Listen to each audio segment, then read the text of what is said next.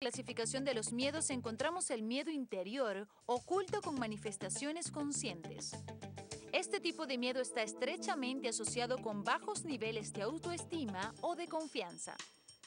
Al igual que con el miedo externo, los factores desencadenantes provienen de una fuente externa que produce una emoción negativa.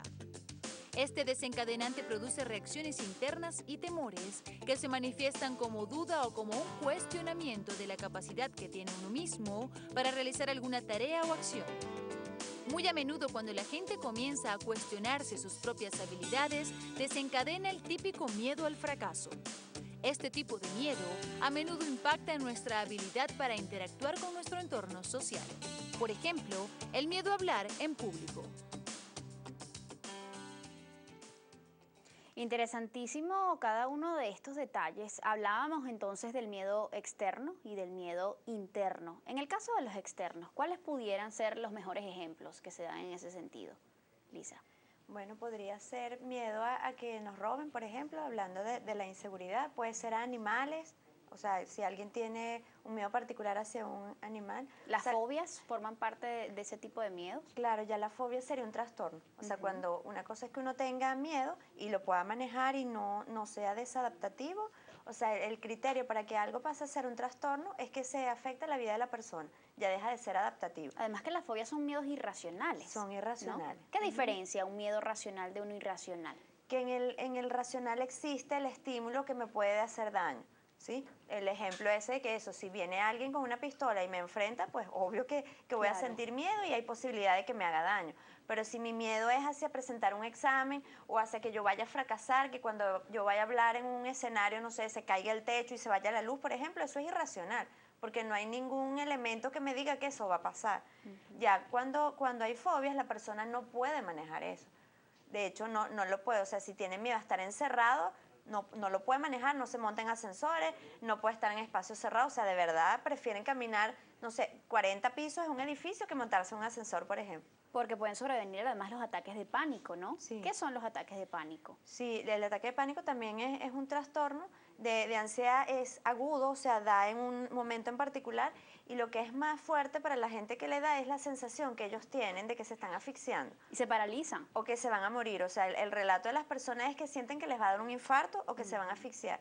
Y de verdad hay gente que hasta se desmaya, que por eso les dan las bolsitas de, no sé si lo han visto en algún momento, que les dan las bolsitas para que soplen porque se hiperventilan, pero la sensación de estas personas es que yo pensé que me iba a morir. O sea, sentí un dolor en el pecho, me estoy asfixiando, me voy a morir. O sea, la sensación es bien desagradable y es psicológico. O sea, no es que le está dando un infarto, no es que tienen un paro respiratorio, porque así de fuerte es el descontrol que sienten ante un estímulo en particular. En el caso de los miedos internos, ¿cómo los pudiéramos ejemplificar, Yannick? Mira, los miedos internos tienen que ver, tal cual le dijo el ejemplo, por ejemplo, hablar en público o pedir ayuda a alguien o a manejar un carro, cualquier tipo de cosa. Es decir, que tiene que ver con, con sí mismo. Okay. ¿Cómo tú puedes trabajar en eso? De varias maneras. La primera, identificar el miedo y buscar la razón de ese miedo en ti, sobre tu historia personal. Es fácil identificar un miedo interno, siendo que quizás es algo con lo que hemos estado viviendo durante muchísimos años. En muchas oportunidades. Puede ser fácil en ese sentido que realmente está relacionado con un momento en tu historia personal. Okay. Que si tú logras identificar eso, ubicar eso, entonces fácilmente tú puedes como reconstruir ese hilo. ¿Okay?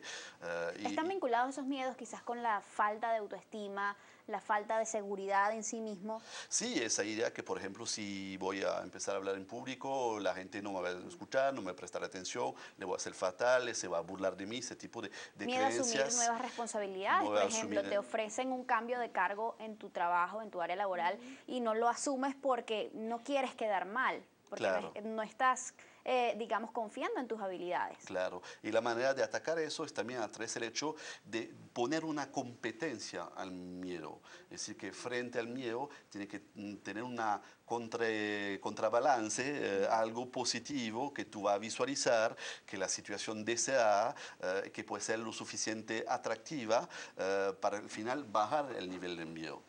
Tenemos mucha participación a través de nuestra cuenta en Twitter, @solucionesgb. Queremos compartir con ustedes parte de estos comentarios. Amancio Ojeda nos dice, el miedo está en tus creencias, puede paralizarte o impulsarte. ¿Puede el miedo ser transformado en un factor de motivación, de entusiasmo para hacer algo?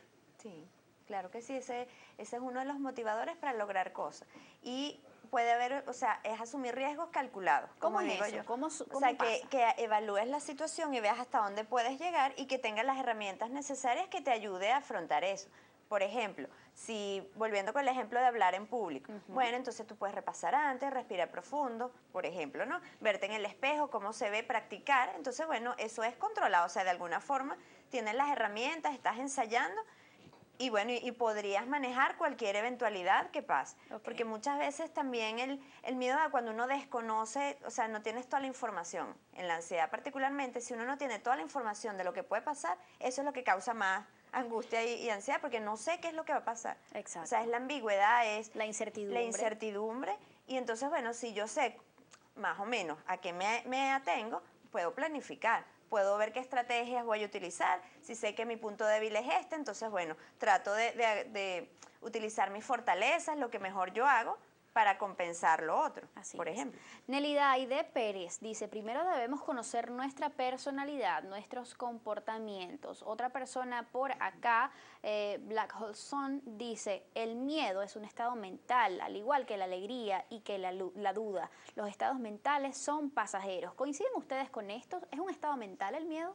No, no es un estado mental, es una emoción básica, tal cual le definió Lisa al inicio. ¿Qué puede del generar programa. un estado mental? Que puede generar un estado mental como la ansiedad, por ejemplo, pero es una emoción básica. Y el reto justamente es controlar el miedo a través del conocimiento, la experiencia, ese tipo de cosas. ¿Qué significa? Que frente a una misma situación, dos personas pueden medir esa situación de forma diferente. Por ejemplo, si tú ves a alguien, me imagino que será como yo, que está el piso 25 afuera limpiando, tú sabes, la ventana de la torre, te puede generar miedo como a mí, Natalie. Claro. Pero a lo mejor para esa persona no, porque tiene un nivel de experiencia, de conocimiento, de su contexto, de su entorno, que Que lo hace eso sentir genera miedo. seguro Exacto. en lo que está haciendo. Exacto. Entonces, yo comparto más lo que te decía el otro televidente cuando decía que el miedo tiene que ver con el conocimiento también de su propia personalidad. Así es. También esta persona agrega por acá, afronta tus miedos, utiliza el hashtag. Sí, al único que le temo es al poder de Dios, aunque sea un estado mental igual. Esto del temor al poder de Dios nos lleva a preguntarnos otra cosa. ¿Cómo ha sido manejado el miedo desde el punto de vista de una herramienta estratégica justamente para guiar a la sociedad con diversos propósitos? Sí, bueno, se ha utilizado en la historia para controlar también. O sea, la religión, las normas sociales, de alguna forma, durante toda la evolución de la humanidad, bueno, han utilizado el miedo para que la gente no se atreva a hacer cosas, por protección, pero también por intereses, bueno, económicos, culturales, etcétera, religiosos. Yo creo ¿Es que el miedo más efectivo que la rabia en esos términos? de controlar De a las control, personas. por ejemplo. Bueno, depende, porque si la persona se queda bloqueada, no, como que no funciona mucho. Pues la rabia a veces impulsa a hacer cosas. O sea, las venganzas y todas esas historias de novelas y películas, muchas veces la rabia te genera tanta energía que te lleva a hacer cosas. Pero también te puedes enfermar, también muchas veces la rabia está tapando el miedo, también. O sea, me pongo rabiosa, pero en realidad lo que estoy es aterrada. Fíjate, el miedo también es como un mecanismo de autodefensa que comenzamos a desarrollar desde temprana edad, ¿no? Desde las etapas iniciales de la vida. Pero tiene que ver quizás el tema de la crianza, de las creencias y de la cultura de una sociedad. ¿Influye todo esto en el desarrollo de estos miedos, en el que puedan convertirse o en una forma exacerbada, digamos una emoción exacerbada? Totalmente, Natalie, tiene que ver mucho con lo que llamamos las creencias que podemos tener, creencias limitantes, sobre todo que tienen que ver justamente con la cultura, nuestra niñez, ese tipo de cosas. Okay. Y aquí voy, el importante, recordar a nuestro televidente que al final el miedo es algo interesante que tenemos que escuchar, es el mensajero de algo. Entonces el reto no es ni negarse al miedo, diciendo yo no tengo miedo a nada ni a nadie, o tampoco a vivir, como decía Lisa, de forma constante en el miedo, porque en las dos partes, dos extremos, que tú te acostumbres a vivir con él o te negas a él, al final no está escuchando lo que te quiere decir el miedo.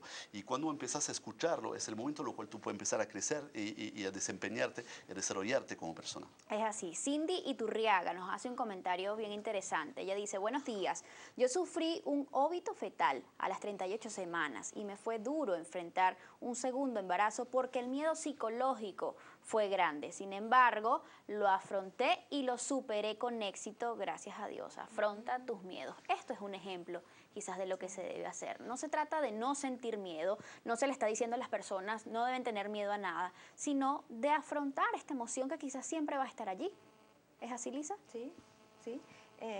Va a estar en diferentes etapas de la vida, lo que tú decías desde la niñez. A los niños les da miedo caerse.